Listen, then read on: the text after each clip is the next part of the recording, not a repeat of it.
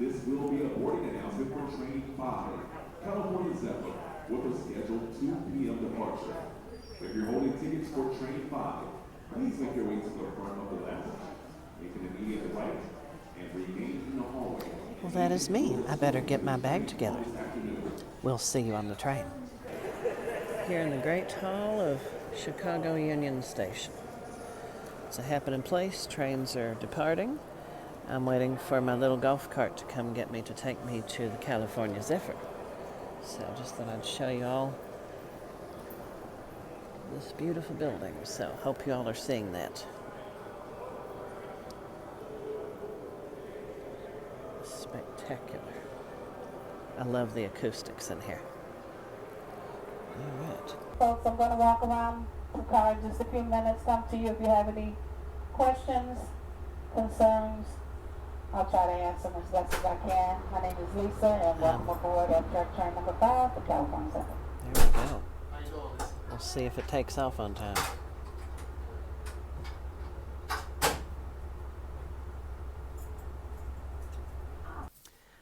All right. Well, I am now on the California Zephyr, and we pulled out of the train shed at Chicago Union Station, and then one of our locomotives had a malfunction. So we're here in the yard, and they're going to work on that. And so the power is currently off here in my car, and I assume through the whole train. That's why it's so quiet.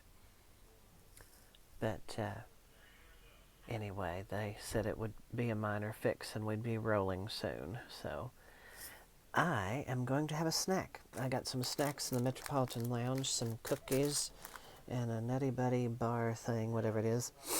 And I'm going to eat that.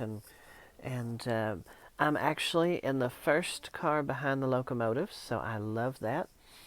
And I'm actually in the dorm car, so I'm sharing the same sleeper car with the crew on the train. So that means it'll be extra quiet in here and whatnot. But little do they know they have a railroad CEO riding in their car with them.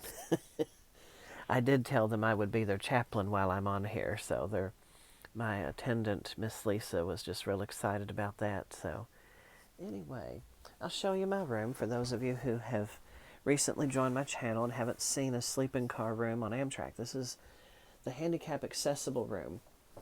Let me open the window so you can see in here. So, there we go.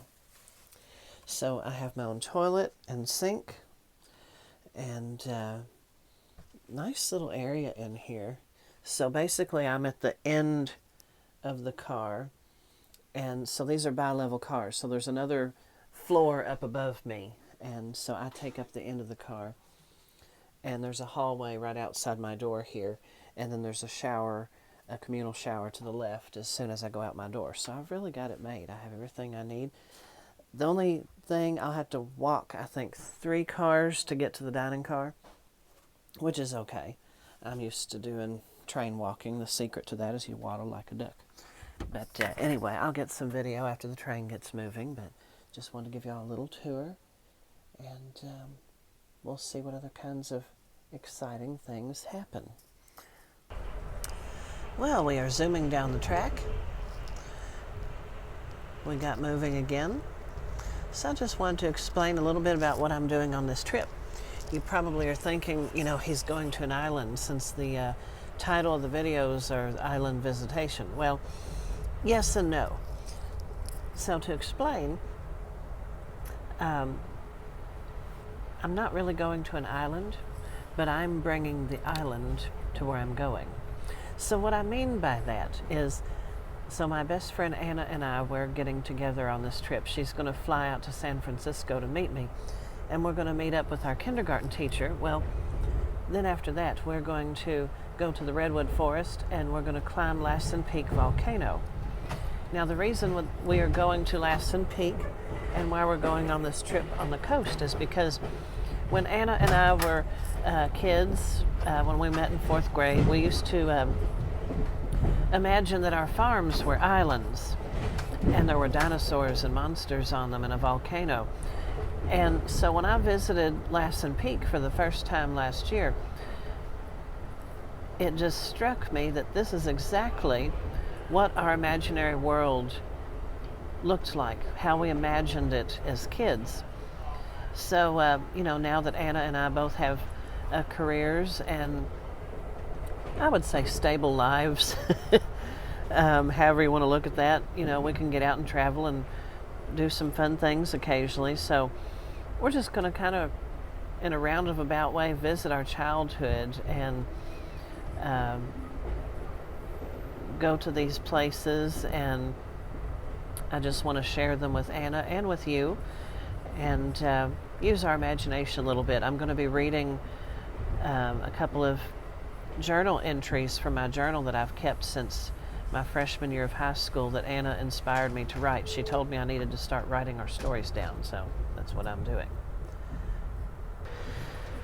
So this journal that I've been writing since freshman year of high school is a dual purpose. I write about things from my everyday life, and I also write about things that happen in the imaginary place. And so over the years, this journal has continued. I still write in it to this day.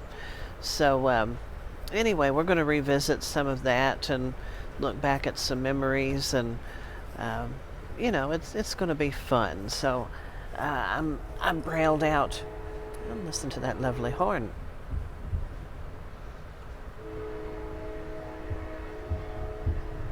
Nice.